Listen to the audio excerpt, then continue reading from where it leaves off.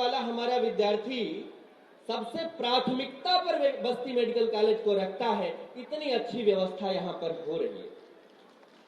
हम लोगों के बीच में आज पुनः माननीय राष्ट्रीय अध्यक्ष जी आए हैं। निश्चित तौर से आपकी प्रेरणा से इन खिलाड़ियों का उत्साहवर्धन होगा। माननीय राष्ट्रीय अध्यक्ष जी के नेतृत्व में आज दुनिया का सबसे बड़ा राजनीतिक संगठन हम लोग उसके कार्यकर्ता हैं। मैं विनम्रता पूर्वक निवेदन करूंगा अपने भारतीय जनता पार्टी के राष्ट्रीय अध्यक्ष जी से कि यहां पर उपस्थित खिलाड़ियों को अपना आशीष प्रदान करें, अपना मार्गदर्शन दें। आपके लिए यही कहूंगा सर कि रोशनी की तलाश थी हमको, जिंदगी की तलाश थी हमको, आप आ गए सर तो ऐसा लगा आप ही की तलाश थी हमको। माननीय राष्ट्रीय अध्यक्ष जी। बोलिए भारत माता की, भारत माता की, भारत माता की। आज के इस खेल महाकुंभ के समापन कार्यक्रम में मंच पर उपस्थित उत्तर प्रदेश के यशस्वी मुख्यमंत्री आदरणीय श्री योगी आदित्यनाथ जी,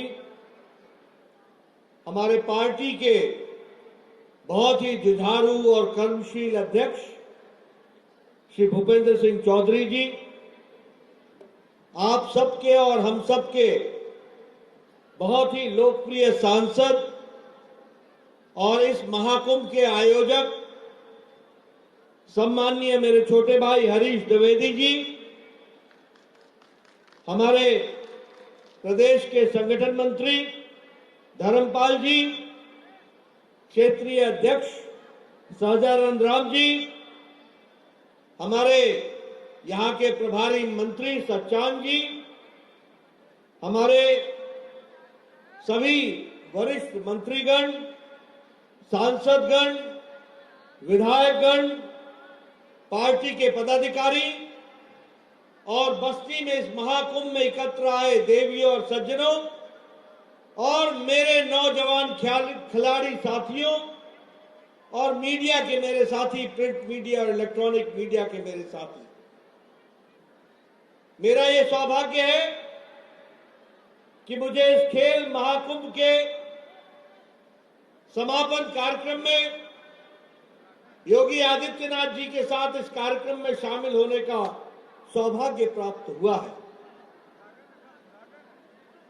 अभी अभी योगी जी कह रहे थे कि 9.5 साल में नए भारत का दर्शन हो रहा है और उस नए भारत का प्रतिबिंब मुझे यहां नौजवानों में दिख रहा है, वह मैं स्पष्ट रूप से कहना चाहता हूं। मित्रों, ये खेल महाकुंभ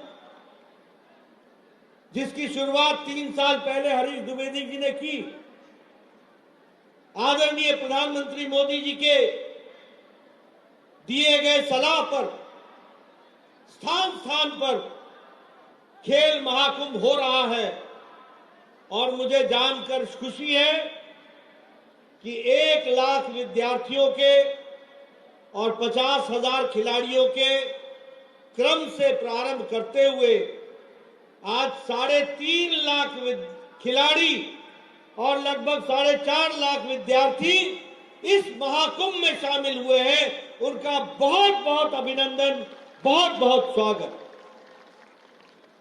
मित्रों, देश को चलाने के लिए नेतृत्व और नीति और नियत और कार्यक्रम ये बहुत महत्वपूर्ण होते हैं। आज हम खेल की बात कर रहे हैं। मैं यहां के नौजवानों से पूछना चाहता हूं, क्या कारण था कि 70 साल में एशियन गेम्स में कभी भी पहले इतने मेडल नहीं आए जो मेडल पिछले एशियन गेम्स में 100 से ज्यादा मेडल आए? इस बात को हमको समझना चाहिए। क्या कारण था कि टोक्यो के ओलंपिक पहले भारत कभी भी ओलंपिक्स में इतनी बड़ी संख्या में मेडल नहीं ले सका। वह लेने का सौभाग्य भारत को, आजाद भारत को मिला तो वो टोक्यो ओलंपिक्स में मिला और मोदी जी के नेतृत्व में मिला। इसका कारण है कि मोदी जी ने भारत को इंडिया के दायरे से निकालकर भारत के दायरे में पहुंचा दिया है। इस बात को समझना चाहिए। जब मैं इंडिया कहता हूं तो खिलाड़ी कहां से आते थे? खिलाड़ी मुंबई से आते थे, खिलाड़ी बंगलौर से आते थे, खिलाड़ी दिल्ली से आते थे, खिलाड़ी बड़े बड़े शहरों से, क्लबों के माध्यम से जिन लोगों ने अपने आप को विकसित किया था वो खिलाड़ी आते थे। लेकिन प्रधानमंत्री मोदी जी के आने के बाद आज खेल जगत में खिलाड़ी अब सिर्फ बड़े शहरों से नहीं आते, गांव गरीब कस्बे से निकलने वाला एक नौजवान खिलाड़ी बनता है और ओलंपिक्स में पहुंचता है। यह परिस्थिति आकर के खड़ी हुई। यह है नीति का परिवर्तन, यह है नेतृत्व की क्षमता, और यह है नीयत का प्रदर्शन, और यह है कार्यक्रमों का विश्लेषण, जिसके कारण से यह कार्य होता है। आपको जानकर खुशी होगी, खेल में 2014 में सिर्फ 1219 करोड़ रुपए का बजट था। आज खेल में 3,397 करोड़ रुपए का बजट है। 2014 से पहले कोई ओलंपिक पोडियम स्कीम नहीं थी। अब टारगेट ओलंपिक पोडियम स्कीम बनी है, यानी लक्ष्य रख करके ओलंपिक में हम gold medal, silver medal, bronze medal जीतेंगे। ये टारगेट लेकर के एक कार्यक्रम बना और उस कार्यक्रम को आगे बढ़ाने का काम किया गया। और उसमें आपको मालूम है कि आज हमारे खिलाड़ियों की, यहां खड़े हुए हमारे जो नौजवान हैं, आज भारत की नीति के कारण अब इनकी फॉरेन ट्रेनिंग की व्यवस्था की गई है। विदेश में भी जाकर के इनकी ट्रेनिंग हो, इसकी व्यवस्था की गई है। इसके साथ साथ जो दुनिया के वर्ल्ड स्टैंडर्ड के खेलों के उपकरण हैं, वह भारत आज खिलाड़ियों को मुहैया करा रहा है। इसके साथ साथ प्रति महीने खिलाड़ियों को स्टाइपेंड के रूप में भारत सरकार 50,000 रुपए प्रति महीना दे रही है, जो ओलंपिक की तैयारी कर रहे हैं। और आपको जान करके खुशी होगी कि हमारे talented 8,000 sports person, 8,000 sports person का चयन किया गया है, जिनको हम ओलंपिक के लिए तैयार कर रहे हैं, जिसमें 5,000 नौजवान भाई हैं और 3,000 हमारी बहनें हैं, बच्चियां हैं, जिन 8,000 को भारत सरकार ओलंपिक के लिए ट्रेनिंग दे रही है।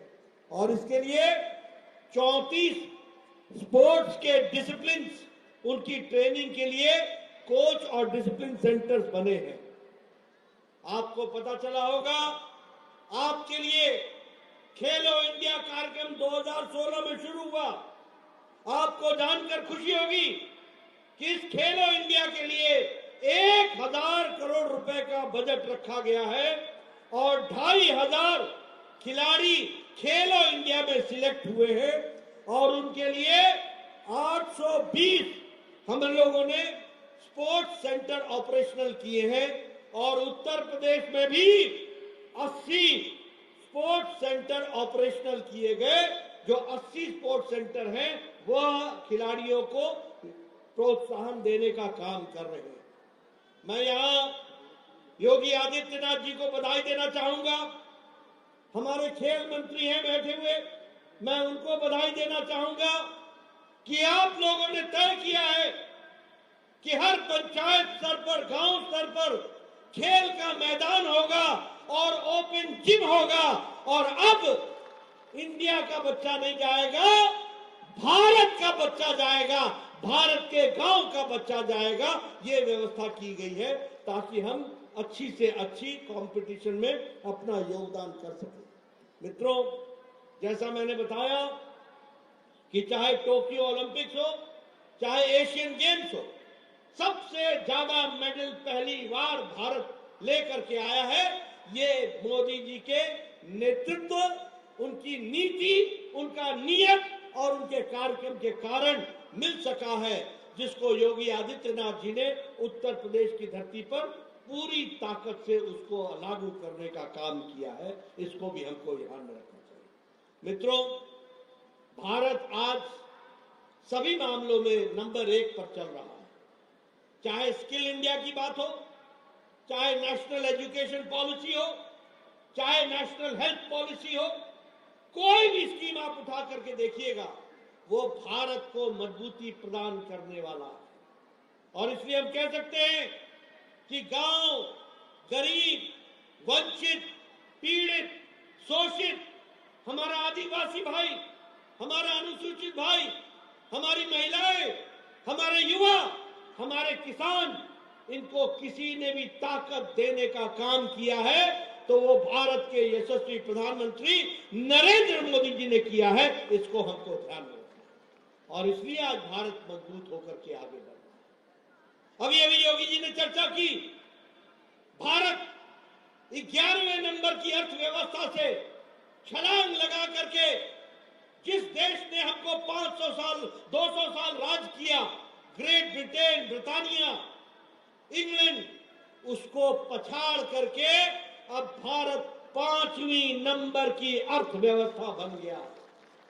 और आप लोग के आशीर्वाद से 2024 में प्रधानमंत्री मोदी जी तीसरी बार प्रधानमंत्री बनेंगे और 3 साल के अंदर भारत तीसरी सबसे बड़ी अर्थव्यवस्था बन जाएगा। इसकी तैयारी, बोलिए आप इसमें अपना योगदान करेंगे ना? बोलिए करेंगे ना? तीसरी अर्थव्यवस्था बनना है ना? प्रधानमंत्री मोदी जी को तीसरी बार प्रधानमंत्री बनाना है ना? मित्रों, यह देश को आगे बढ़ाने का तरीका है, देश को मजबूत बनाने का तरीका है, राष्ट्रीय सुरक्षा का विषय है, सबको साथ लेकर के चलने का विषय है। कल मेरे से रात को एक पत्रकार ने पूछा कि अमीर अमीर हो रहा है, गरीब गरीब हो रहा है। मैंने पत्रकार को कहा कि रात के 11:30 बज गए हैं, कोई गड़बड़ तो नहीं हुई है आपके सोच में? कौन कहता है कि गरीब गरीब हो रहा है और अमीर अमीर हो रहा है? अरे आपको मालूम होना चाहिए कि इंटरनेशनल मॉनिटरी फंड ने कहा है कि मोदी जी के नेतृत्व में 13.5 करोड़ परिवार गरीबी की रेखा से ऊपर उठ गए हैं। ये आज बदलता भारत है, इसको हमको समझना चाहिए। आपको जानकर खुशी होगी कि इंटरनेशनल मॉनिटरी फंड आज ये बोलता है कि भारत में अति गरीबी 0.1% से भी नीचे आ गई है, 0.1% से भी नीचे आ गई है। हाँ, ये बात जरूर है कि भारत एक्सपोर्ट में आगे बढ़ रहा है। आज भारत इस्पात में, स्टील में 4थे नंबर का एक्सपोर्टर था, आज 2रे नंबर का स्टील मैन्युफैक्चरर बन गया। आज भारत ऑटोमोबाइल इंडस्ट्री में जापान को पछाड़कर 3रे नंबर की मार्केट बन गई है, 3रे नंबर की मार्केट। आपको जानकर आश्चर्य होगा, ये कांग्रेसी भाई, इनको ना समझ है ना अंडरस्टैंडिंग है। धनतेरस के दिन 55 लाख गाड़ियां खरीदी गई हैं, ये भारत का रिकॉर्ड है। आपको जानकर के खुशी होगी कि लाखों में लोगों ने मोटरसाइकिल खरीदी है। ये बदलता भारत है। आप बताइए, आज आपको उत्तर प्रदेश में नेशनल हाईवे दिखता है कि नहीं दिखता है? दिखता है कि नहीं दिखता है? एक्सप्रेस हाईवे दिखता है कि नहीं दिखता है? आपको चौड़ी चौड़ी लंबी लंबी सड़कें दिखती है कि नहीं दिखती है? आपको all India institute of medical sciences Gorakhpur दिखता है कि नहीं दिखता है? आपको बस्ती का मेडिकल कॉलेज दिखता है कि नहीं दिखता है? आपको देवरिया का मेडिकल कॉलेज दिखता है कि नहीं दिखता है? आपको सिद्धार्थनगर का मेडिकल कॉलेज दिखता है कि नहीं दिखता है? मित्रों, आपको जानकर खुशी होगी कि मोदी जी ने पिछले 5 साल में 27 मेडिकल कॉलेज और 20 super speciality block Uttar Pradesh को दिया है। यह विकास की नई कहानी। इसलिए मित्रों, मैं कहानी सुनाने लगूंगा आपको तो उसका कोई अंत नहीं है, कोई अंत नहीं। आप बताइए, 138% भारत की दवाई का एक्सपोर्ट बढ़ गया, 138%। दुनिया की डिस्पेंसरी भारत बन गई है। सबसे सस्ती और सबसे कारगर दवाई अब भारत बना रहा है। पेट्रोकेमिकल्स में हम 106% हमारा एक्सपोर्ट बढ़ गया, 106% बढ़ गया। ये देश की बदलती हुई तस्वीर है। आज भारत अब विदेशों से डिफेंस के सामान नहीं मंगवा रहा, आज भारत खुद अपना प्रोड्यूस कर रहा है। चाहे तेजस हो, चाहे हमारे इंडिजिनस हमारे इक्विपमेंट्स हो, उपकरण हो, डिफेंस के उपकरण हो, ये सारे के सारे भारत में लिए जा रहे हैं। मैं यहां पुलिस भाई बड़ी संख्या में भी उपस्थित हैं, उनको बताना चाहूंगा कि 2014 में यहां आपके पास बुलेट प्रूफ जैकेट भी नहीं था। बुलेट प्रूफ जैकेट, ये भारत की तस्वीर थी। और 3 साल के अंदर मोदी जी ने यहां पर 5 लाख से ज्यादा बुलेट प्रूफ जैकेट दिए और आज भारत बुलेट प्रूफ जैकेट दुनिया को एक्सपोर्ट कर रहा है, दुनिया को दे रहा है। ये भारत खड़ा है। ऐसे में कितने उदाहरण दे सकता हूं।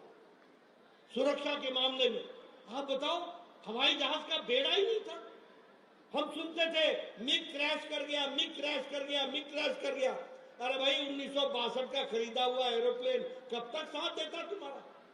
1965 और 70 का खरीदा हुआ प्लेन तुम्हारा कब तक साथ देता? ये राफेल का बेड़ा अगर कोई लेके आया तो प्रधानमंत्री मोदी जी लेकर के आए। अगर देश में बना हुआ पनडुब्बी का कोई जहाज बना तो वो भारत देश में मोदी जी के नेतृत्व में बना। अगर देश में लड़ाकू जहाज बने तो वह भी मोदी जी के नेतृत्व में बने। इसलिए सर्वांगीण विकास का काम, जिसमें हमारे युवा, हमारे नौजवान खिलाड़ी भी आते हैं, मेरी शुभकामनाएं हैं आपको। आप में से लोग आने वाले समय में ओलंपिक का गोल्ड मेडल हाथ में लेकर के आओगे, ऐसा मेरा विश्वास है। इस बात को मैं कहना चाहता हूं। मित्रों, जब मैं अच्छी अच्छी बातें आपसे कर रहा हूं तो एक दुख भरी बात भी आपसे मैं शेयर करना चाहता हूं। कल आप लोगों ने संसद में देखा होगा, आप संसद में नेताओं को भेजते हो कि वो वाद विवाद करें, लेकिन संसद में जिन लोगों को आपने भेजा है वो वाद विवाद के बदले जोकर का काम पकड़ लिया। उन्होंने जोकर वाला काम पकड़ लिया, नकल करने का काम पकड़ लिया। आपने देखा होगा कि एक सांसद भारत के उपराष्ट्रपति जो संवैधानिक जगह पर बैठे हैं, संसद के प्रांगण में उनकी नकल की जा रही है और ये कांग्रेस का नेता राहुल गांधी उसके वीडियो बना रहा है। ये भी आज हमको देखना था। इंडियन नेशनल कांग्रेस, जिसके बारे में कहते हैं कि 100 साल से ज्यादा का इतिहास है, उसका नेता एक नकलची की उसकी वीडियो बनाए और वो उपराष्ट्रपति कौन है? भारत के संवैधानिक पोस्ट पर बैठे हुए हमारे धनखड़ जी, वो किसान पुत्र हैं, वो पिछड़ों के नेता हैं, वो पिछड़ों के प्रतिनिधि के रूप में हैं, वो जाट पुत्र हैं। अब राहुल गांधी को ऐसे समय पर ओबीसी की याद नहीं आती। वैसे ओबीसी का राग लाते हैं, ओबीसी, पिछड़ा पिछड़ा पिछड़ा। एक संवैधानिक जगह पर बैठा हुआ व्यक्ति, किसान पुत्र, जाट पुत्र, ओबीसी को रिप्रेजेंट करने वाला पुत्र, आज उसकी तौहीन की जाती है। आज उसका मजाक किया जाता है। बोलिए, भारत सहेगा ऐसे लोगों को? बोलिए, सहेगा ऐसे लोगों को? ऐसे लोगों को राजनीति में कोई जगह होनी चाहिए क्या? होनी चाहिए क्या? ये हालत हो गई है कांग्रेस की। आजकल कैमरामैन का काम संभाल लिया है। कैमरामैन, मुझे गोरखपुर में हमारे सांसद रवि किशन जी मिले। वो कह रहे थे कि हमारे भोजपुरी स्टूडियो में भी कैमरामैन की जगह खाली है, अगर एग्जामिनेशन दे तो हम विचार कर सकते हैं ऐसे कैमरामैन के। ये स्थिति आकर के खड़ी हुई है। आप बताइए, इसकी निंदा होनी चाहिए कि नहीं होनी चाहिए? बोलिए, निंदा होनी चाहिए कि नहीं होनी चाहिए? मित्रों, यह एक तरफ क्या कहते हैं, मोदी हटाओ, मोदी हटाओ, मोदी हटाओ, और मोदी जी क्या कहते हैं, देश आगे बढ़ाओ, देश आगे बढ़ाओ, देश को आगे ले जाओ, इसके लिए काम करो। इसलिए मित्रों, मोदी हटाने वालों को 2024 में तुमने हटा देना और देश के विकास करने वाले मोदी जी को आगे बढ़ा देना, यही मेरा निवेदन है। बहुत बहुत धन्यवाद। जय भारत, जय उत्तर प्रदेश। बहुत बहुत धन्यवाद माननीय राष्ट्रीय अध्यक्ष जी। अब आपसे निवेदन है माननीय पूज्य मुख्यमंत्री जी से, आपसे माननीय प्रदेश अध्यक्ष जी से, कि यहाँ कबड्डी खेल प्रतियोगिता का अवलोकन करके इन बच्चों को अपना आशीर्वाद प्रदान कराएं। शुरू कराइए।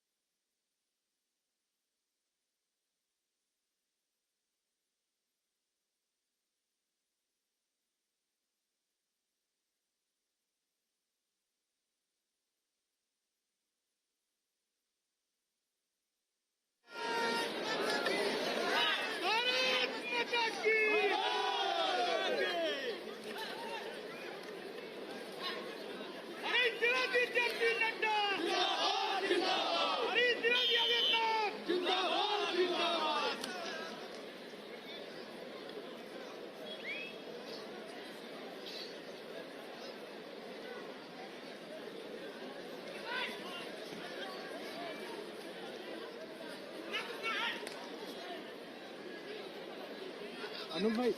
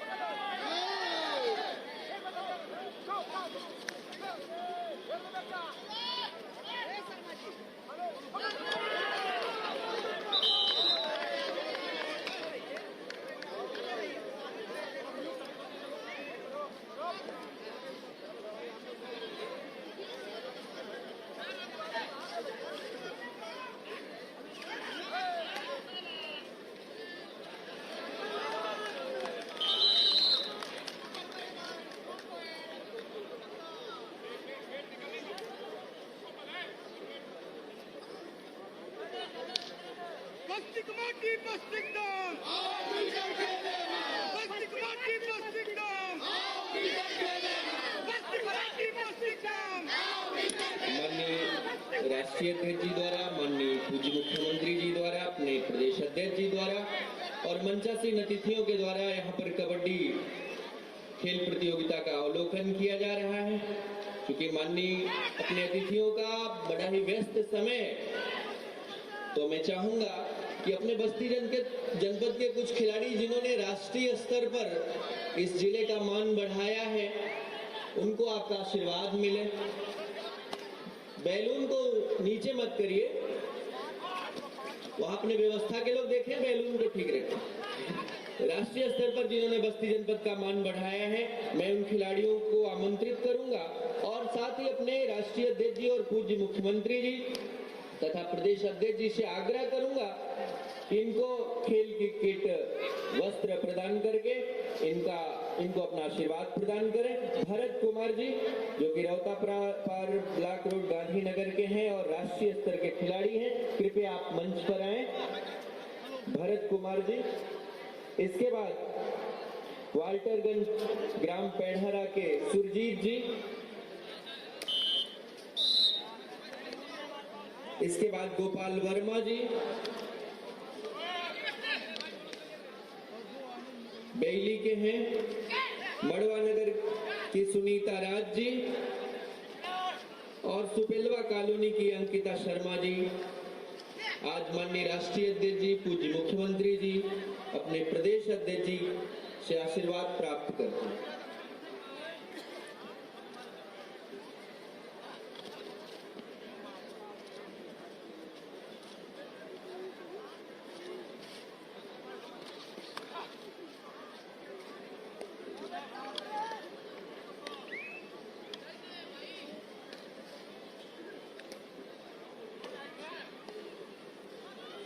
आज से प्रारंभ हुई ये प्रतियोगिता अब लगातार 29 दिसंबर तक चलेगी। जो भी व्यवस्था में लोग लगे हुए हैं, ये सुनिश्चित कर लेंगे कि यहाँ से हर खिलाड़ी